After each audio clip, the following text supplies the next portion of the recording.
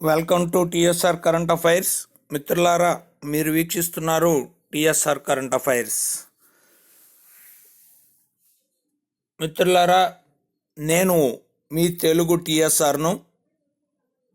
ఈ వీడియోలో అత్యంత ప్రాముఖ్యమైనటువంటి అంశం, అన్ని పోటీ పరీక్షలకు మరియు అత్యంత ముఖ్యమైన విషయం, జీవితంలో ప్రతి ఒక్కరూ ప్రధానంగా తెలుసుకోవాల్సినటువంటి ఆరోగ్యకరమైనటువంటి మానవుడిగా ఆరోగ్యకరమైనటువంటి జీవనాన్ని కొనసాగించడం కోసం అందరూ తెలుసుకోవాల్సినటువంటి అతి ముఖ్యమైనటువంటి విషయంగా మనం ఇప్పుడు చెప్పుకోబోయేటటువంటి విషయం.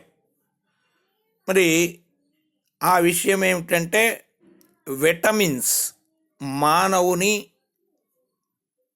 శరీరానికి, మానవుని ఆరోగ్యవంతమైనటువంటి జీవితానికి తీసుకోవాల్సిన ఆహార పదార్థాలు, ఏ ఆహార పదార్థంలో ఏ విటమిన్ ఉంటుంది, ఆ విటమిన్కు సంబంధించి లోపం జరిగితే ఎటువంటి వ్యాధులు సంభవిస్తాయి, ఏ విటమిన్ ఏ ఆహార పదార్థాల్లో లభిస్తాయి అని తెలుసుకొని సమతుల్య ఆహారం తీసుకొని తద్వారా జీవితంలో చక్కని ఆనందకరమైన ఆరోగ్యకరమైనటువంటి జీవితాన్ని పొందుటకు తెలుసుకోవాల్సిన అంశంగా భావించి, కేవలం పరీక్ష అంశాలే కాకుండా ఇది జీవితానికి చాలా ప్రాధాన్యత అంశంగా భావించి ఈ విటమిన్స్ అనే వీడియోను తయారు చేయటం జరుగుతుంది.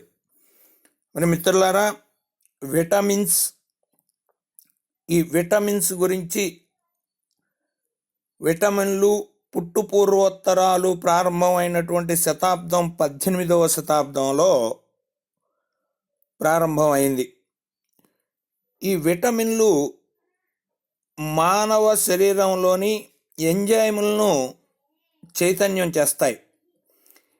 ఈ విటమిన్లు అకర్బన, సూక్ష్మ, ఆవశ్యక పోషకాలుగా పిలవటం జరుగుతుంది. ఇవి మానవ శరీరానికి, ఆ శరీరం పెరుగుదలకు కావలసిన అకర్బన, సూక్ష్మ, ఆవశ్యక పోషకాలు పాలలో ఉన్నాయని, వీటికి అదనపు కారకం లేదా సహాయకారకం అని పేరు పెట్టి మొట్టమొదటిసారిగా వీటిని గుర్తించిన వారు హెచ్జి హాప్కిన్స్ 1912వ సంవత్సరంలో. హెచ్జి హాప్కిన్స్ 1912వ సంవత్సరంలో మరి మానవ శరీరానికి కావలసినటువంటి పెరుగుదలకు కావలసినటువంటి అకర్బన, సూక్ష్మ, ఆవశ్యక పోషకాలుగా ఇవి పాలలో ఉన్నాయి అని గుర్తించి వీటికి అదనపు కారకం ఆర్ సహాయ కారకం అని పేరు పెట్టారు అని గుర్తుపెట్టుకోవాలి. అంటే మనం ఇక్కడ అసలు మొట్టమొదటిగా విటమిన్లను గుర్తించిన వారు ఎవరంటే 1912వ సంవత్సరంలో హెచ్జి హాప్కిన్స్ అని గుర్తుపెట్టుకోవాలి. ఈ విటమిన్లు అని నామకరణం చేసిన శాస్త్రవేత్త ఎవరు అంటే ఫంక్ అని మనం గుర్తుపెట్టుకోవాలి. అంటే ఈ విటమిన్లు అని నామకరణం చేసింది కూడా 1912వ సంవత్సరంలోనే అని కూడా గుర్తుపెట్టుకోవాలి మనం. విటమిన్లు నామకరణం చేసిన శాస్త్రవేత్త ఫంక్ 1912వ సంవత్సరంలో. అంటే 1912వ సంవత్సరంలో హెచ్జి హాప్కిన్స్ గుర్తించి అదనపు కారకం ఆర్ సహాయ కారకం అని పేరు పెట్టిన వాటికి ఇవి విటమిన్లు అని, విటల్ ఎమైని అని కనుగొని వాటిని విటమిన్లుగా నామకరణం చేసిన వారు 1912వ సంవత్సరంలోనే ఫంక్గా గుర్తుపెట్టుకోవాలి. మరి మొట్టమొదటిసారిగా కనుగొన్న విటమిన్ ఏమిటి అని అంటే విటమిన్ సిగా గుర్తుపెట్టుకోవాలి. ఇలా విటమిన్ సిని మొట్టమొదటిసారిగా కనుగొన్నారు. ఇలా విటమిన్లు ప్రధానంగా 2 వర్గాలుగా విభజించడం జరిగింది. అవి ఒకటి నీటిలో కరిగే విటమిన్లు.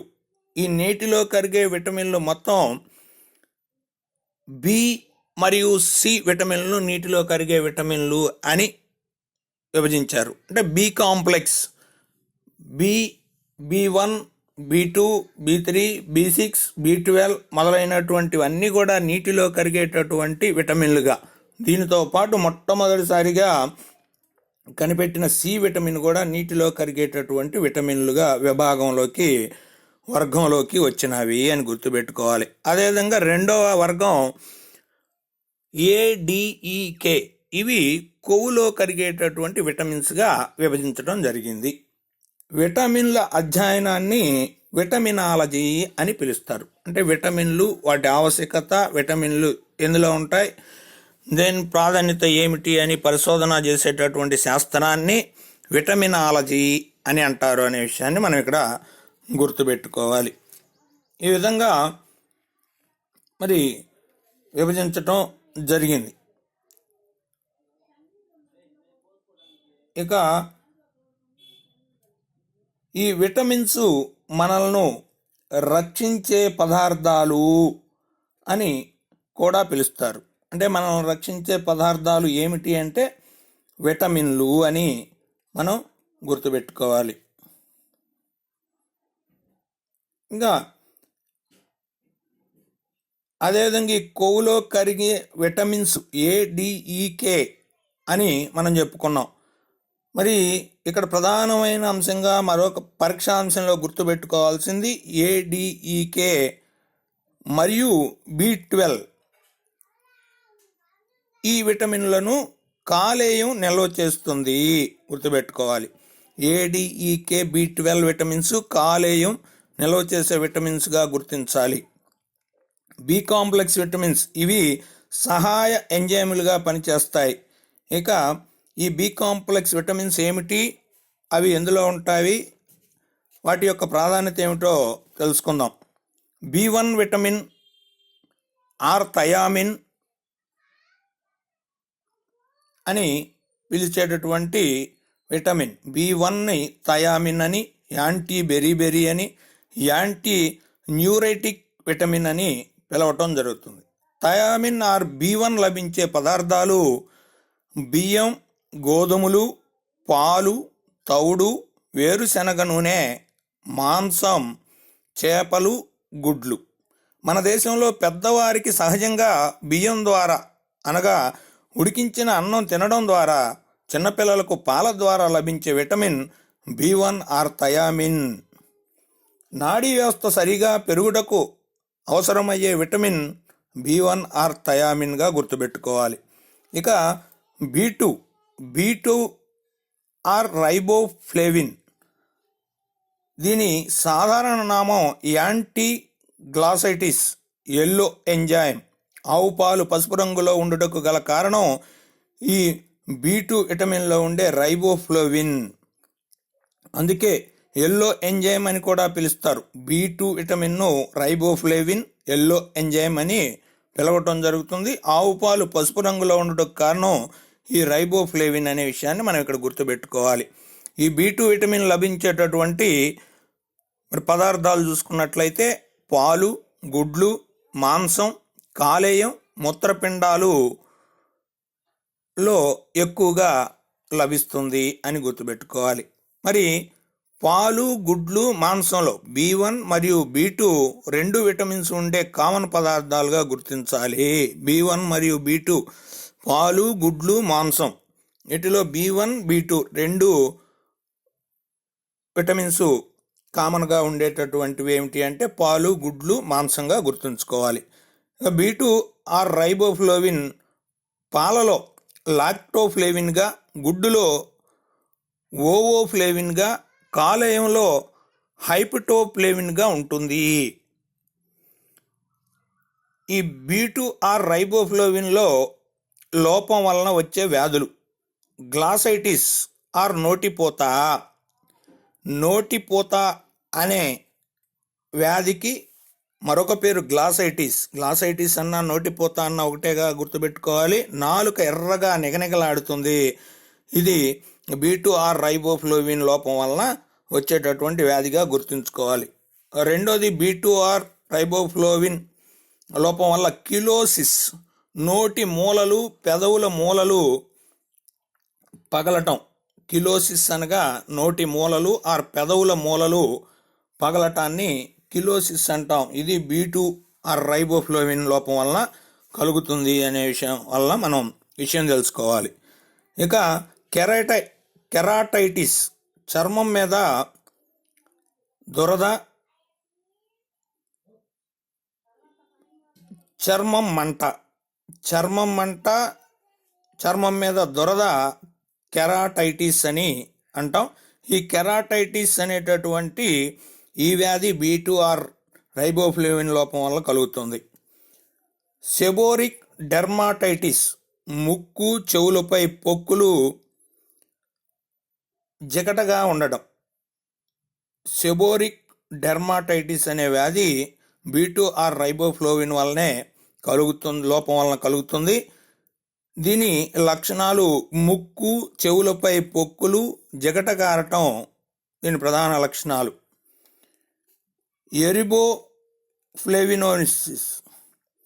ఎరిబోఫ్లేవినోసిస్, కంటిలో కార్నియా మందంగా మారి దృష్టి మందగించడం. ఎరిబోఫ్లేవినోసిస్ అనేటటువంటి వ్యాధి B2R రైబోఫ్లోవిన్ లోపం వల్లనే కలుగుతుంది. ఈ ఎరిబోఫ్లేవినోసిస్ అనగా కంటిలో కార్నియా మందంగా మారి చివరికి దృష్టి మందగించడం జరుగుతుంది.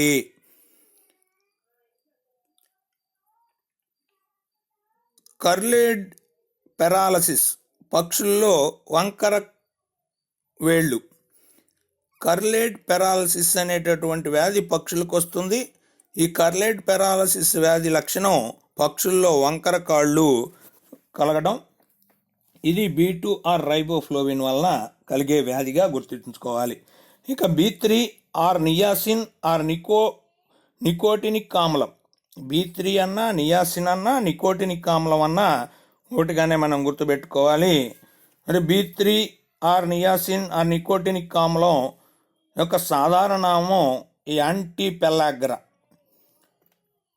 లభించే పదార్థాలు B3 ఎక్కువగా లభించే పదార్థాలు మూత్రపిండాలు, కాలేయం, కోళ్ళు, చేప, పప్పు ధాన్యాలు, వేరుశనగ.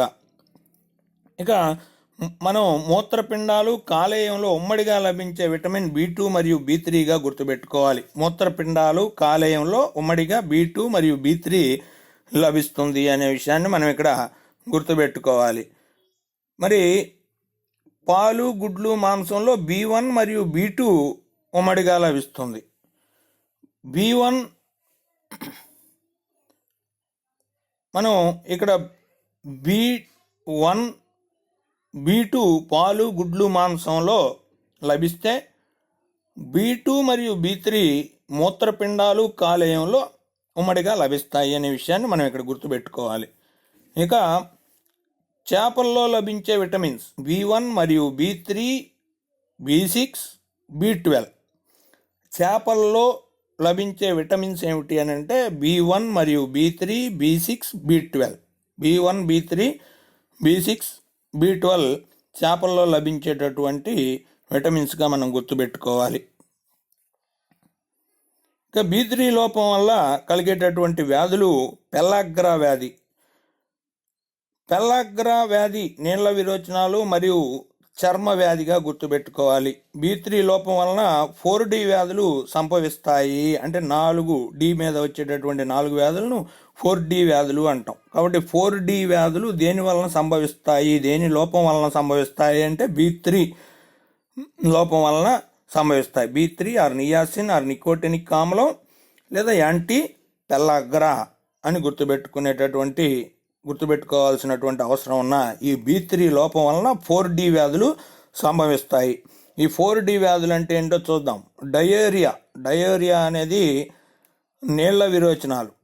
డెర్మటైటిస్ చర్మ వ్యాధులు. డిమోంటియా ఆర్ డిమోన్సియా నాడీ వ్యవస్థలో లోపాలు. 4 ఈ అన్నిటి లోపాలు మరీ ఎక్కువైనప్పుడు డెత్ సంభవిస్తుంది, అంటే మరణం సంభవిస్తుంది. ఈ B3 లోపం వల్ల ఈ 4D వ్యాధులు సంభవిస్తాయి. Diarrhoea, dermatitis, dementia or dementia, death. కుక్కలో B3 లోపం వలన నాలుక నలుపు రంగులో మారుతుంది. కొన్ని కుక్కల్లో నాలుక నలుపు రంగులోకి మారటం ఏ విటమిన్ లోపం వలన అంటే B3 విటమిన్ లోపం వలన కుక్కలో నాలుక నలుపు రంగులోకి మారుతుంది అనే విషయాన్ని మనం ఇక్కడ గుర్తుపెట్టుకోవాలి. ఇక B6 పెరిడాక్సిన్, ఇది అమైనో ఆమ్ల జీవక్రియకు అవసరం. B6 పెరిడాక్సిన్ ఇది అమైనో ఆమ్ల జీవక్రియకు అవసరం. లభించే పదార్థాలు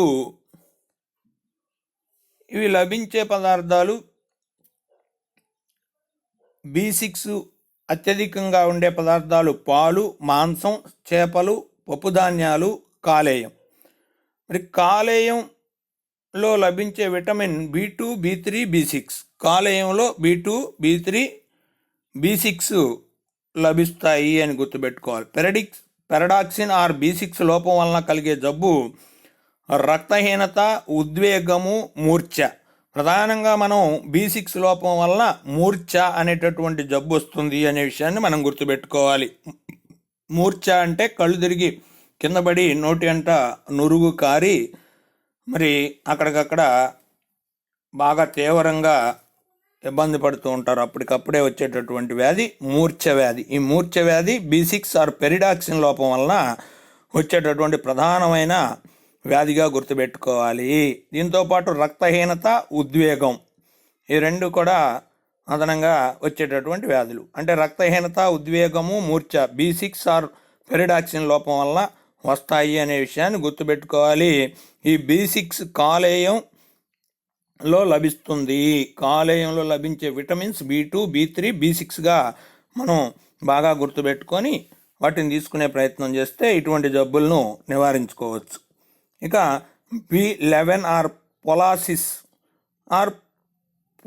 ఫోలిక్ ఆమ్లం. B11 పొలాసిస్ ఫోలిక్ ఆమ్లం మరి మరొక B కాంప్లెక్స్లో ప్రధానమైనటువంటి విటమిన్గా మనం గుర్తుపెట్టుకోవాలి. పొలాసిస్ ఫోలిక్ ఆమ్లంగా లేదా B11, దీనినే విటమిన్ M అని కూడా పిలుస్తారు.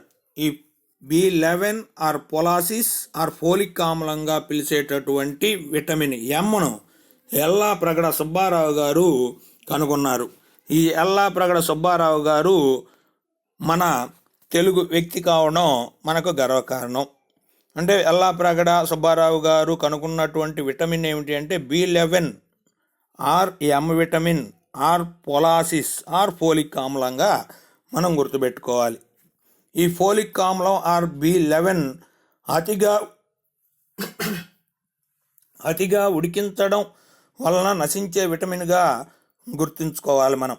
అంటే ఈ B11 M విటమిన్ ఎక్కువగా ఉడికించటం వలన ఇది మన నశించిపోతుంది అనే విషయాన్ని మనం ఇక్కడ గుర్తుపెట్టుకోవాలి. ఎర్ర రక్త కణాలు ఏర్పడటానికి, తెల్ల రక్త కణాల సంఖ్య పెరగడానికి మరియు పరిణితి చెందడానికి ఉపయోగపడే విటమిన్ M B11 పొలాసిస్ ఫోలిక్ ఆమ్లంగా మనం గుర్తుపెట్టుకోవాలి.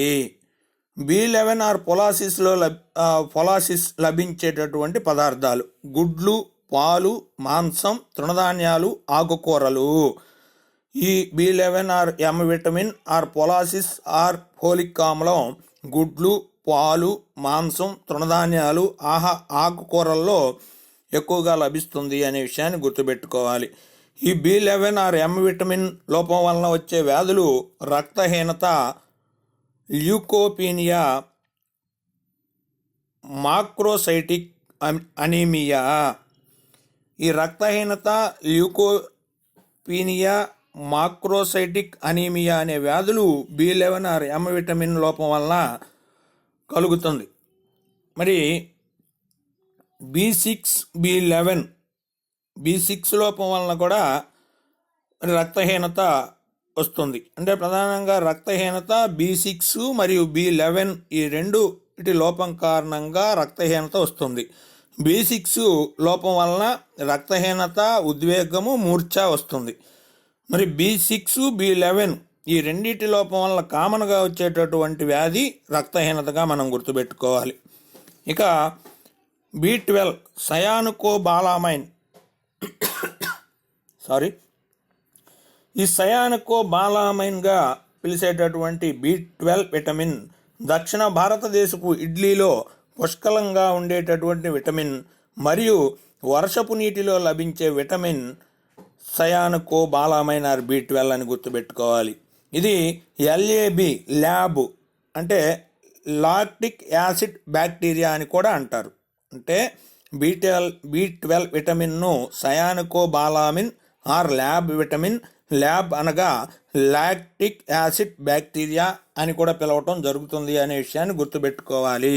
ఈ B12 పాలలో విటమిన్ను పెంచి పోషక విలువలను పెంచుతుంది. B12 ప్రేగులో ఈ కొలై బ్యాక్టీరియాల వలన తయారవుతుంది. ఈ B12 ప్రేగులో ఈ కొలై బ్యాక్టీరియాల వలన తయారవుతుంది అనే విషయాన్ని గుర్తుపెట్టుకోవాలి. B12లో కోబాల్ట్ మూలకాన్ని తయారు చేస్తుంది.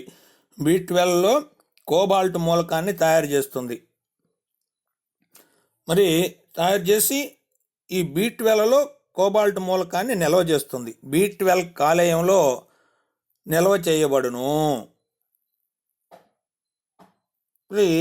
గతంలో మనం చెప్పుకున్నట్టు ADEK మరియు B12 కాలేయంలో నిల్వ ఉండే విటమిన్లుగా మనం గుర్తుపెట్టుకోవాలి.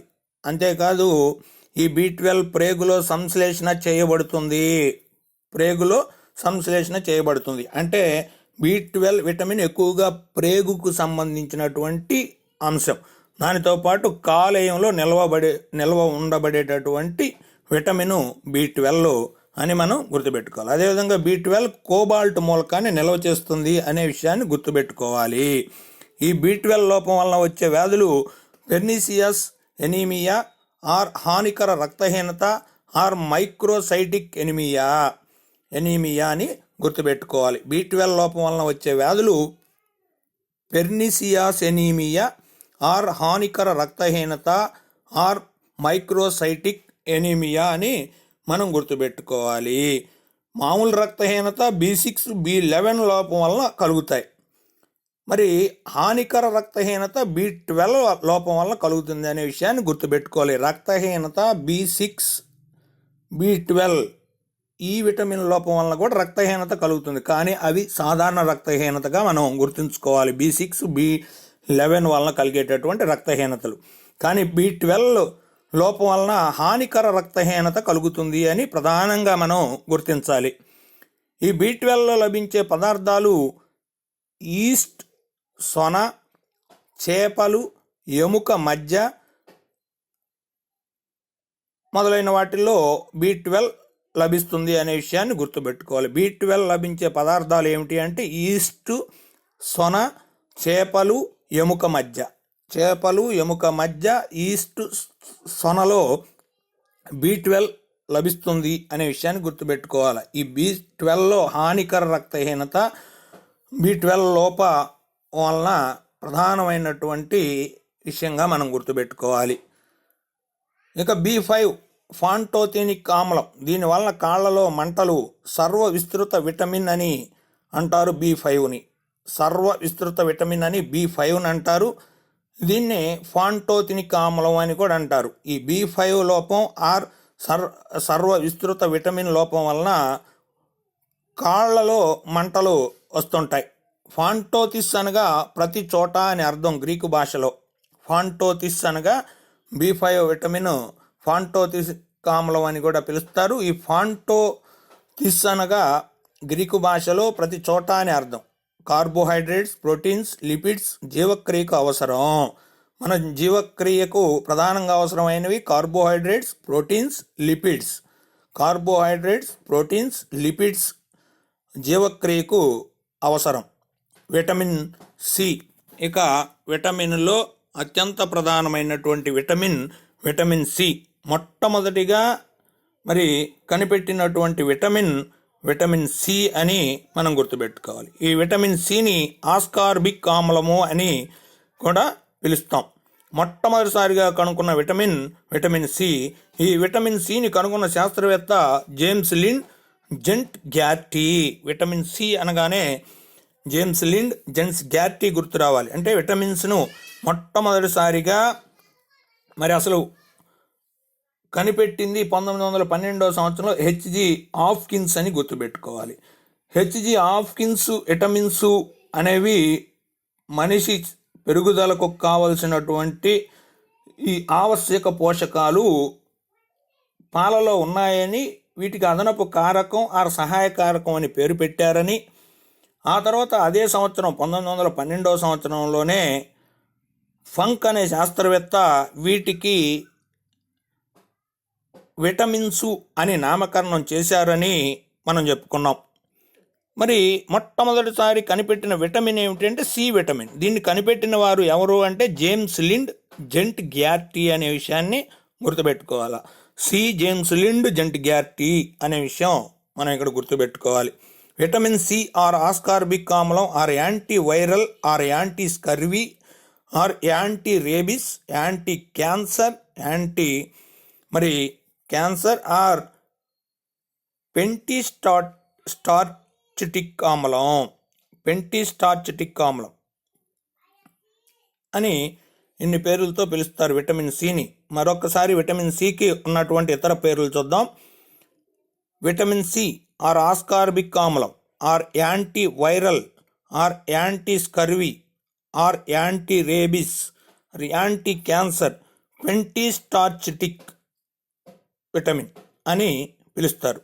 మరి వేడికి నశించిపోయే విటమిన్, మూత్రము ద్వారా విసర్జించే విటమిన్, ఆవు పాలలో లేని విటమిన్, తాజా పండ్లలో ఉండే విటమిన్, ఆసిడోబాక్టర్ నుండి లభించే విటమిన్, రోగ నిరోధక శక్తిని పెంచే విటమిన్, రక్తంలో కొలెస్ట్రాల్ను తగ్గించే విటమిన్, విరిగిన ఎముకలు అతుక్కోవటానికి, గాయం మాన్పడానికి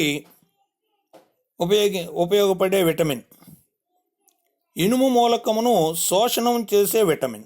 ఇవన్నీ కూడా సి విటమిన్గా మనం గుర్తుపెట్టుకోవాలి. సి విటమిన్ ప్రాధాన్యత చాలా ఎక్కువగా ఉంది. కాబట్టి మరలా మనం ఒకసారి అదిగాక ఇటీవల కాలంలో మరి సి విటమిన్ను ఎక్కువగా తీసుకోమని, కరోనాను రాకుండా ఉండడం కోసం విటమిన్ సి రోగ నిరోధక శక్తిని పెంచుతుంది కాబట్టి మరి వీటిని ఎక్కువగా తీసుకోమని, విటమిన్ సి ఉండే ఆహార పదార్థాలు ఎక్కువగా తీసుకోమని చెప్పడం జరిగింది. కాబట్టి ఈ విటమిన్ సి ప్రాధాన్యత చాలా ఎక్కువగా ఉంది. మొట్టమొదటిసారిగా కనుగొన్న విటమిన్ సి. ఈ విటమిన్ సిని కనుగొన్న శాస్త్రవేత్తలు జేమ్స్ లిండ్ జెంట్ గ్యార్టీ. వేడికి నశించిపోయే విటమిన్ సి, మూత్రం ద్వారా విసర్జించే విటమిన్ సి, ఆవు పాలలో లేని విటమిన్ సి, తాజా పండ్లలో ఉండే విటమిన్ సి, అసిడోబాక్టర్ నుండి లభించే విటమిన్ సి, రోగ నిరోధక శక్తిని పెంచే విటమిన్ సి, రక్తంలో కొలెస్ట్రాల్ను తగ్గించే విటమిన్ సి, విరిగిన ఎముకలు అతుక్కోవడానికి, గాయం త్వరగా మాన్చడానికి ఉపయోగపడేటటువంటి విటమిన్ సి, ఇనుము మూలకమును శోషణం చేసే విటమిన్ ఏమిటి అంటే విటమిన్ సి. కాబట్టి మనం బాగా గుర్తుపెట్టుకోవాలి విటమిన్ సి గురించి. ఇక గమనిక, అతిగా ఉడికించడం వలన నశించే విటమిన్ B11 ఆర్ పోలాసిస్ ఆర్ ఫోలిక్ ఆమ్లం. అంటే B11 ఆర్ పోలాసిస్ ఆర్ ఫోలిక్ ఆమ్లం. ఇది యల్లాప్రగడ సుబ్బారావు మరి దీన్ని కనిపెట్టడం జరిగింది. దీన్నే ఎం విటమిన్ అని కూడా అంటాం. అంటే అతిగా ఉడికించడం వలన నశించే vitamin B11 or M vitamin or పోలాసిస్ విటమిన్ ఆర్ ఫోలిక్ ఆమ్లం. మరి వేడి తగిలితే చాలు నశించే విటమిన్, అంటే కేవలం వేడికి నశించిపోయే విటమిన్ సిగా గుర్తుపెట్టుకోవాలి. అతిగా ఎక్కువగా ఉడకటం వలన నశించే విటమిన్ అంటే B11 or M vitamin or పోలాసిస్ విటమిన్. వేడికి తగిలితే నశించే విటమిన్, జస్ట్ వేడి అలా తగిలితే చాలు ఈ విటమిన్ నశించిపోయే విటమిన్ ఏమిటంటే సి విటమిన్గా మనం గుర్తుపెట్టుకోవాలి. ఇక విటమిన్ సి లభించే ఆహార పదార్థాలు ఉసిరి, ఇండియన్ గూస్బెర్రీ, టమాటా, జామ ఇది పేదవాడి ఆపిల్, నిమ్మ, నారింజ వంటి సిట్రస్ జాతులు. విటమిన్ సి లోపం వలన కలుగు వ్యాధులు స్కర్వీ వ్యాధి, చర్మం పగలటం, చిగుళ్ళు వాయడం, చిగుళ్లలో రక్తస్రావం కలగటం. స్కర్వీ వ్యాధి విటమిన్ సి లోపం వలన కలుగుతుంది. ఈ స్కర్వీ వ్యాధి లక్షణం చర్మం పగలటం, చిగుళ్ళు వాయటం, చిగుళ్లలో రక్తస్రావం కలగడం. ఈ స్కర్వీ వ్యాధిని సెయిలర్స్ డిసీజ్ అంటారు. స్కర్వీ వ్యాధికి మరొక పేరు సెయిలర్స్ డిసీజ్. సెయిలర్స్ డిసీజ్ అన్నా స్కర్వీ వ్యాధి అన్నా సి విటమిన్ లోపం వలన వస్తుంది అని మనం గుర్తుపెట్టుకోవాలి. క్యూ విటమిన్ను కనుగొన్నవారు ఆరాల్డ్ క్రిక్. క్యూ విటమిన్ కూడా ఉంది. ఈ క్యూ విటమిన్ను కనుగొన్నవారు ఆరాల్డ్ క్రిక్. ఆరాల్డ్ క్రిక్ అని గుర్తుపెట్టుకోవాలి. B17 టమాటాలో లభిస్తుంది, క్యాన్సర్ను నివారిస్తుంది. B17 అనే విటమిన్ టమాటాలో లభిస్తుంది, ఇది క్యాన్సర్ నివారిస్తుంది. ఫెర్ఫోరిన్ విటమిన్ 2010లో అక్టోబర్ 31న ఎలక్ట్రాన్ మైక్రోస్కోప్ ద్వారా గుర్తించారు. ఇది అన్ని వ్యాధులను నయం చేస్తుంది అని గుర్తుపెట్టుకోండి. 2010 అక్టోబర్ 31న గుర్తించినటువంటి విటమిన్ ఫెర్ఫోరిన్ విటమిన్. ఈ ఫెర్ఫోరిన్ విటమిన్ అన్ని వ్యాధులు నయం చేస్తుంది అనే విషయాన్ని గుర్తుపెట్టుకోవాలి. ఎనాసిటల్ విటమిన్ ఆర్ కండర చక్కెర విటమిన్. దీని లోపం వలన కంటి చుట్టూ వెంట్రుకలు రాలిపోతాయి. అంటే కనురెప్పల పైన ఉండేటటువంటి వెంట్రుకలు ఇవన్నీ కూడా రాలిపోయేటానికి గల కారణమైన విటమిన్ ఏమిటంటే ఎనాసిటల్ విటమిన్ ఆర్ కండర చక్కెర విటమిన్ అని కూడా అంటారు దీన్ని. ఎనాసిటల్ విటమిన్ వలన కంటి చుట్టూ ఉండేటటువంటి వెంట్రుకలు రాలిపోతాయి అనే విషయం మనం గుర్తుపెట్టుకోవాలి. ఇక కొవ్వులో కరిగే విటమిన్స్ గురించి తెలుసుకుందాం. ఇప్పుడు దాకా మనం నీటిలో కరిగేటటువంటి బి మరియు సి విటమిన్ల గురించి తెలుసుకున్నాం. కొవ్వులో కరిగే విటమిన్స్ ADEKలు అని మనం గుర్తుపెట్టుకోవాలి. శోషణం చెందటానికి పైత్యరసం అవసరం. అంటే ADEKలు శోషణం చెందడానికి పైత్యరసం అవసరం. ఈ ADEK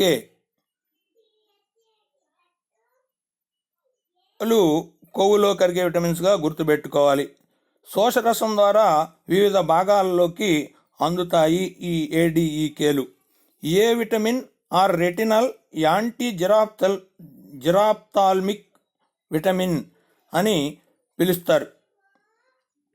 A vitamin or retinol అన్న యాంటీ జిరాప్థాల్మిక్ విటమిన్ అన్న ఒకటేనని మనం గుర్తుపెట్టుకోవాలి. ఆరోగ్యవంతమైన దృష్టి రొడాప్సిన్, ఐదాప్సిన్ వర్ణకాలు ఏర్పాటుకు అవసరమైన విటమిన్ ఏ. అంటే విటమిన్ ఏ ఆరోగ్యవంతమైన దృష్టి అంటే చూపు. రొడాప్సిన్, ఐదాప్సిన్ వర్ణకాలు ఏర్పాటుకు అవసరమైనటువంటి విటమిన్ ఏ. భారతదేశంలో 7 మిలియన్ల మంది పిల్లలు విటమిన్ ఏ లోపంతో బాధపడుతున్నారు. అంటే మన దేశంలో 7 మిలియన్ల మంది పిల్లలు విటమిన్ ఏ లోపం వలన బాధపడుతున్నారు అనే విషయాన్ని మనం గుర్తుపెట్టుకోవాలి. ఆహారంలో ఏ విటమిన్ లోపం వలన ప్రతి ఏడాది 60,000 మందికి అంధత్వం వస్తుంది. అంధత్వము అంటే కంటి చూపు తగ్గిపోవడం లేదా మందగించడాన్ని అంధత్వం అంటాం. ఈ అంధత్వం ఏ విటమిన్ లోపం వలన కలుగుతుంది.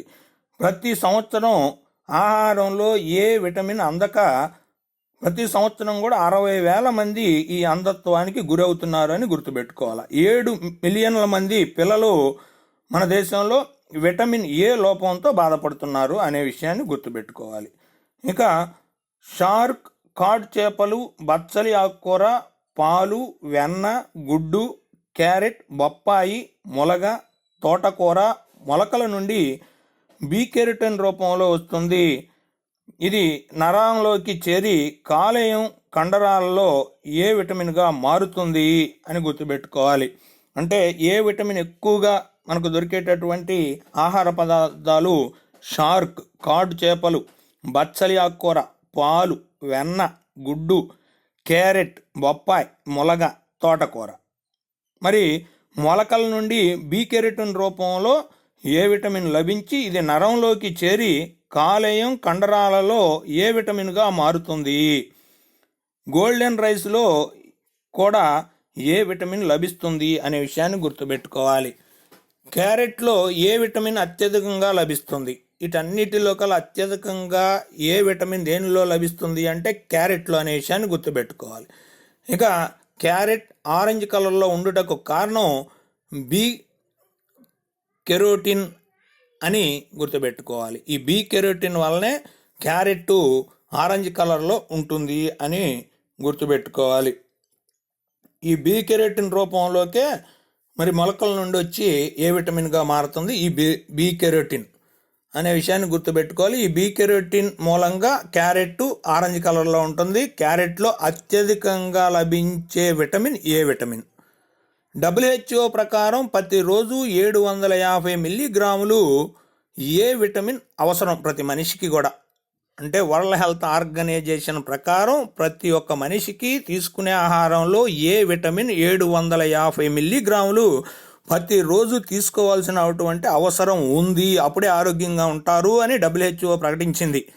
ఏ విటమిన్ కాలేయంలో 6 నుండి 9 నెలలు నిల్వ ఉంటుంది. ఈ ఏ విటమిన్ అంటే కాలేయంలో నిల్వ ఉండే విటమిన్లు ADEK మరియు B12గా చెప్పుకున్నాం మనం. అలా ఈ ఏ విటమిన్ కాలేయంలో నిల్వ ఉండేటటువంటి సమయం 6 నుండి 9 నెలలు అనే విషయాన్ని గుర్తుపెట్టుకోవాలి. ఏ విటమిన్ అందించు సంస్థ NIN అంటాం, నేషనల్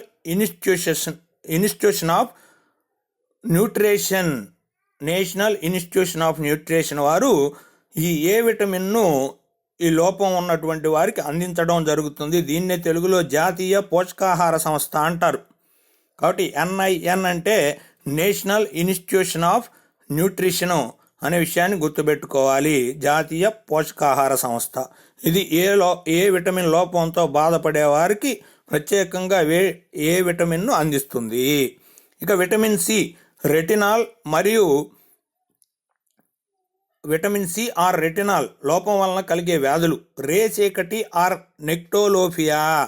రేచీకటి అన్న నెక్టోలోపియా అన్న ఒకటేననేటటువంటి విషయాన్ని మనం గుర్తుపెట్టుకోవాలి. ఏ విటమిన్ లోపం వల్ల నెక్టోలోపియా ఆర్ రేచీకటి మరి కలుగుతుంది అనే విషయాన్ని మనం ఇక్కడ గుర్తుపెట్టుకోవాలి. ఈ రాత్రి సమయంలో సరిగా వస్తువులు కనపడకపోవటాన్ని రేచీకటి ఆర్ నెక్టోలోపియా అంటారు. నెక్టోలోపియా.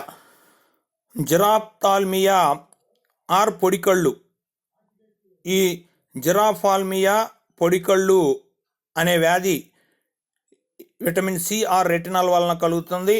అనగా మరి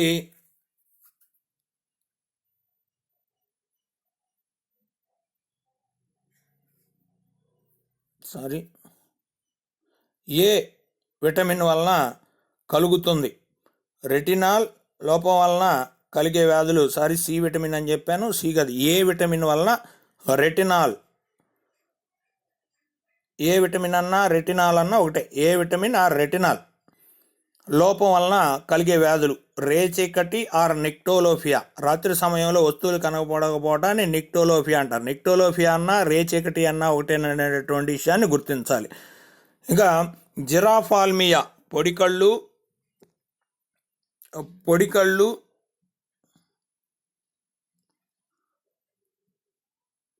అనగా లాక్రిమల్ గ్రంథులు, ఆసురు గ్రంథుల నుండి ద్రవం విడుదల ఆగిపోవటం వలన కళ్ళు పొడిబారటాన్ని జిరాఫాల్మియా ఆర్ పొడికళ్ళు అంటాం.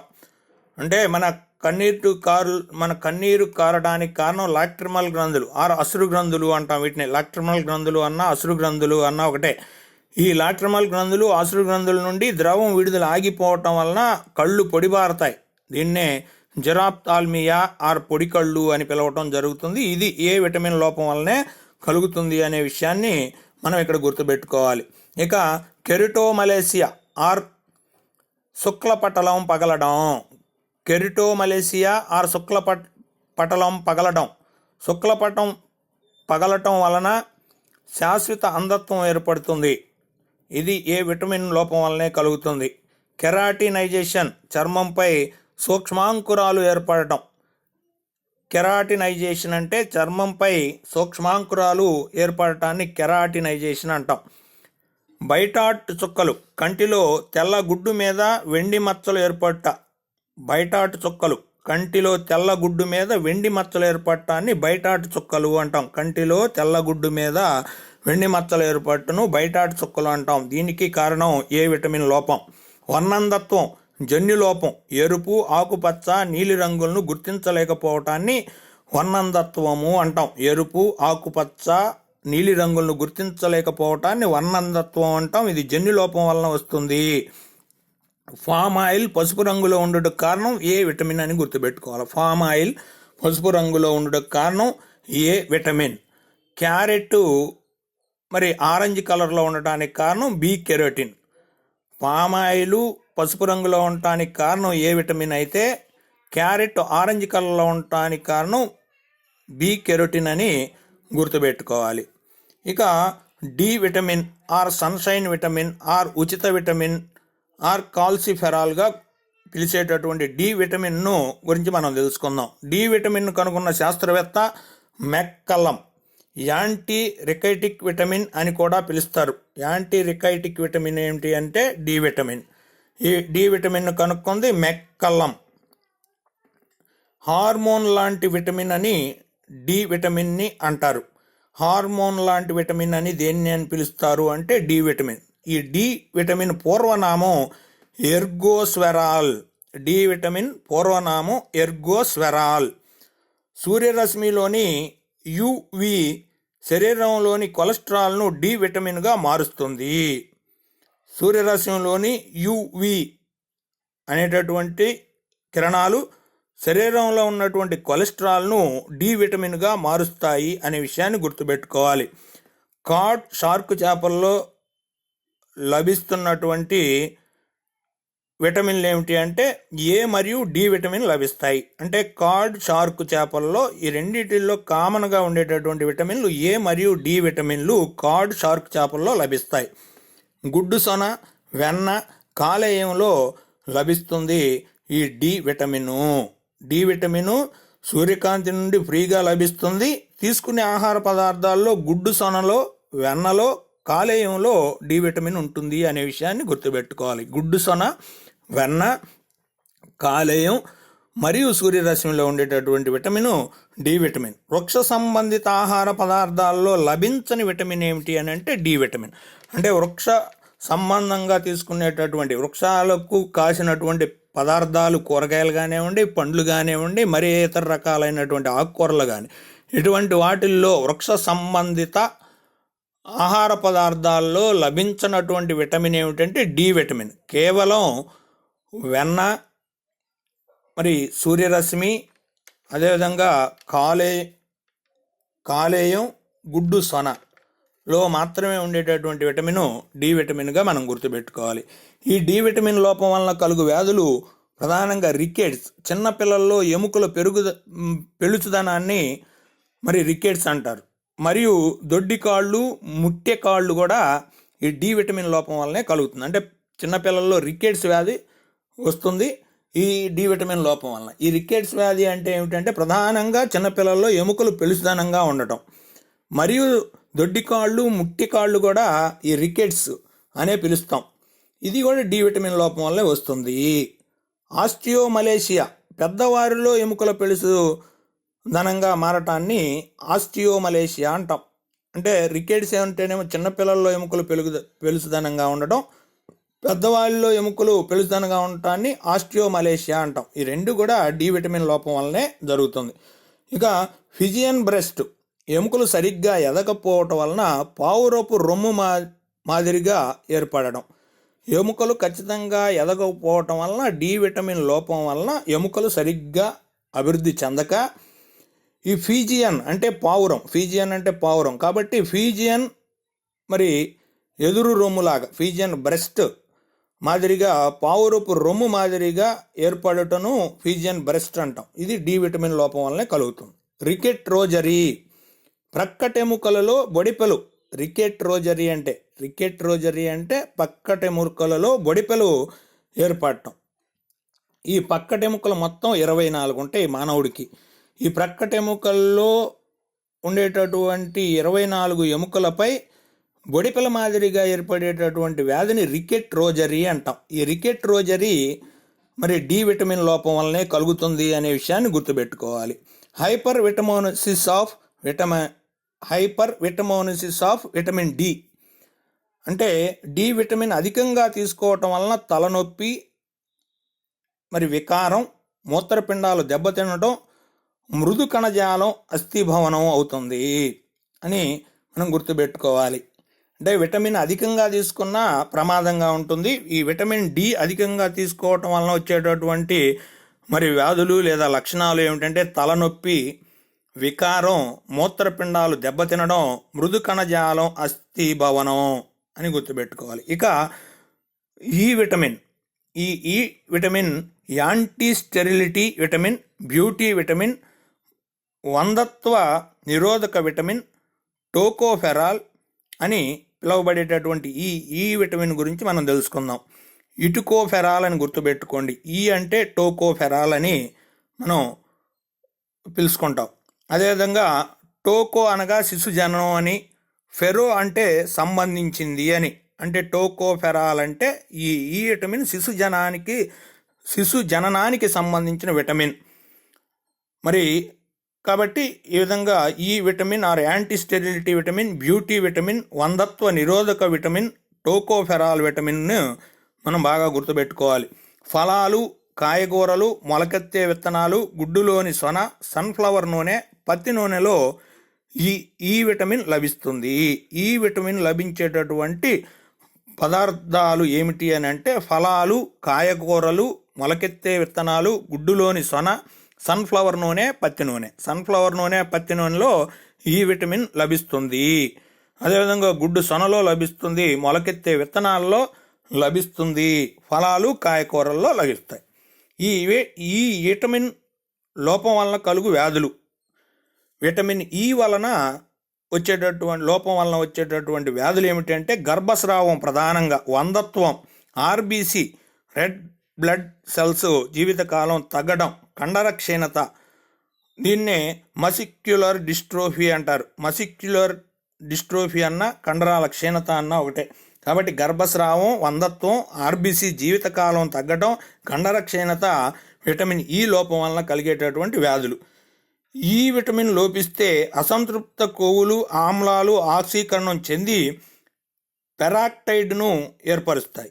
ఈ పెరాక్టైడ్ వలన చర్మంలో ముడతలు ఏర్పడి వృద్ధాప్య లక్షణాలు కనిపిస్తాయి. అందుకే బ్యూటీ విటమిన్ అంటారు. అంటే ముసలాళ్ళమైనా సరే ఈ విటమిన్ ఎక్కువగా సరిపోయిన మోతాదులో తీసుకున్నట్లయితే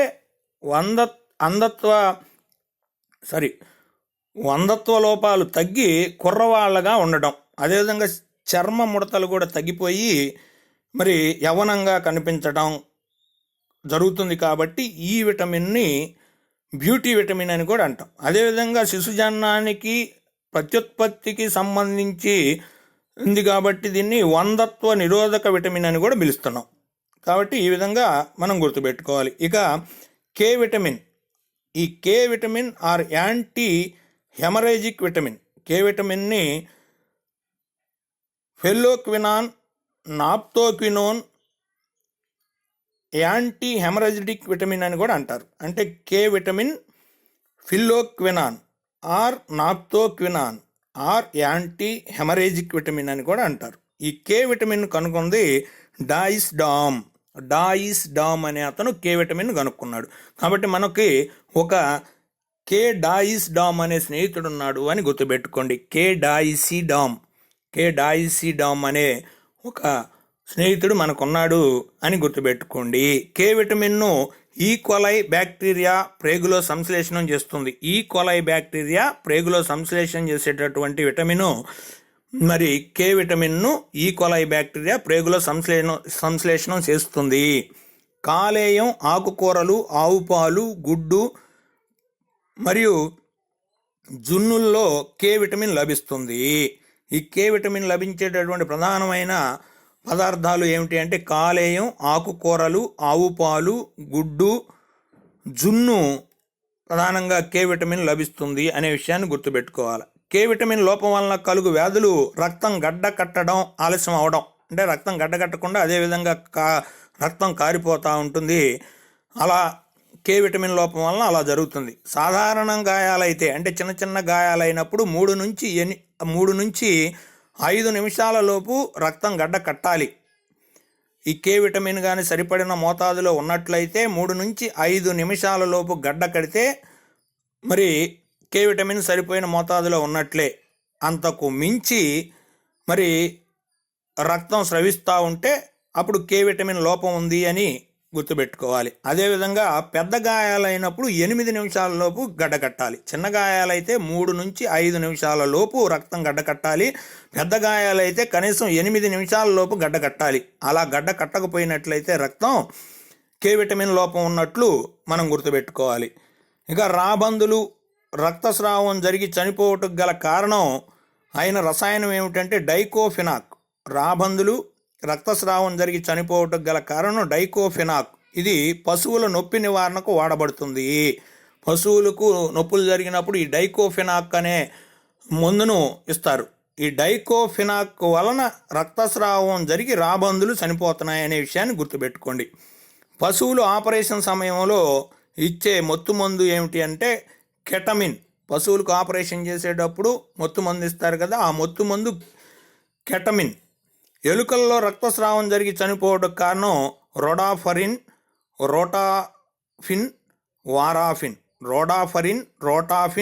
వారాఫిన్ అనేటటువంటి వాటి కారణంగా ఎలుకల్లో రక్తస్రావం జరిగి చనిపోతున్నాయి ఎలుకలు. అదేవిధంగా రాబందులు రక్తస్రావం జరిగి చనిపోవడానికి కారణం డైకోఫినాక్. పశువుల్లో ఆపరేషన్ సమయంలో ఇచ్చే ముందు కెటమిన్ అని గుర్తుపెట్టుకోవాలి. ఈ డైకోఫినాక్ రాబందుల్లో రక్తస్రావం జరిగి చనిపోవడానికి కారణం.